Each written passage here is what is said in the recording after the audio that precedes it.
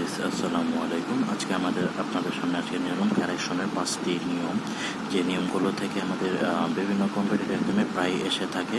আজকে আমরা 5টা সেরকম উদাহরণ দেখব এবং কিভাবে সেটা হলো সেটা আমরা জেনে নেওয়ার চেষ্টা করব।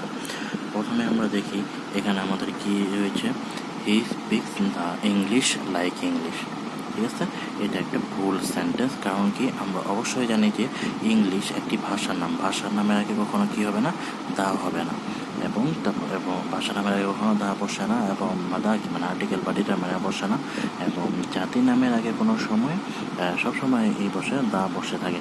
তো এইখানে কিন্তু আমাদের সেটা নেই, তার মানে এটা ভুল সেন্টেন্স। আমাদের কি হবে যে he speaks English like the English. তার মানে ভাষা নামের আগে কখনো আর্টিকেল বসবে না এবং জাতি নামের আগে আর্টিকেল দিয়ে বসবে। দ্বিতীয়টায় চলে যায়। দ্বিতীয়টা কী দেওয়া হচ্ছে, তবে he is senior than I. এটা হচ্ছে হলো ভুল সেন্টেন্স। তো আমাদের রাইট সেন্টেন্স কী হবে, হি ইজ সিনিয়র টু মি। মানে সবসময় এটা হবে সিনিয়র, সুপেরিয়র, তারপরে হচ্ছে হলো ইনফেরিয়র, এই ধরনের যে ল্যাটিন কম্পারেটিভ জিনিসগুলো আছে, তো এদের পরে সবসময় টু বসে, কখনো তাদের মাঝখানে দেন হবে না। তারপর আমরা 3 নম্বরে চলে যাই। 3 নম্বরে কি আছে, হি অ্যাপিয়ার্ড ইন দ্য এক্সামিনেশন। আপাত দৃষ্টিতে সঠিক মনে হলো, কিন্তু আসলে এখানে ভুল। কারণ কি, এখানে একটা পরীক্ষা দেওয়ার কথা বলা হয়েছে।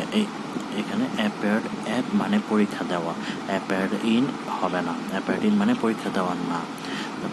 সাপোজ অ্যাপিয়ার্ড অ্যাট, তারপর ফর সিট বা টেক এক্সামিনেশন, এগুলোর মানে হচ্ছে হলো পরীক্ষা দেওয়া।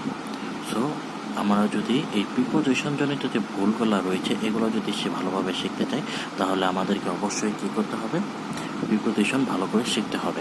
তো আমাদের এখানে অ্যাপিয়ার্ড ইন দ্য এক্সামিনেশন হবে না, অ্যাপিয়ার্ড অ্যাট দ্য এক্সামিনেশন হবে। কারণ হচ্ছে অ্যাপিয়ার্ড অ্যাট মানে হচ্ছে হলো পরীক্ষা দেওয়া।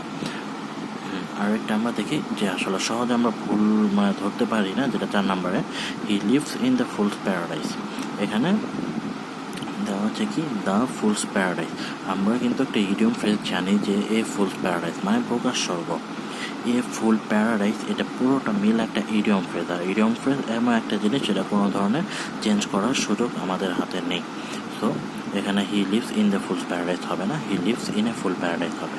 কারণ এই ফুল প্যারাডাইস মানে হচ্ছে ইডিয়ম ফ্রেজ, আর ইডিয়ম ফ্রেজ কখনো চেঞ্জ করা যায় না।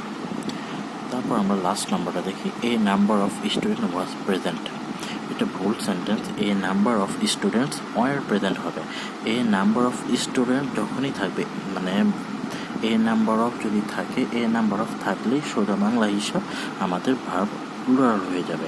এখানে ভার্ব কি আছে, ওয়াজ আছে। ওয়াজ একটা সিঙ্গুলার ভার্ব, কিন্তু আমাদের যেহেতু নিয়ম আমরা কি বললাম যে এ নাম্বার অফ থাকলে আমাদের ভার্ব প্লুরাল হবে। সো এখানে আমাদের ভার্বটা প্লুরাল করে দিতে হবে। তাহলে ওয়াজের প্লুরাল ফর্ম কি, ওয়ার করতে হবে, আর বাকি যা আছে সব ঠিকই থাকবে।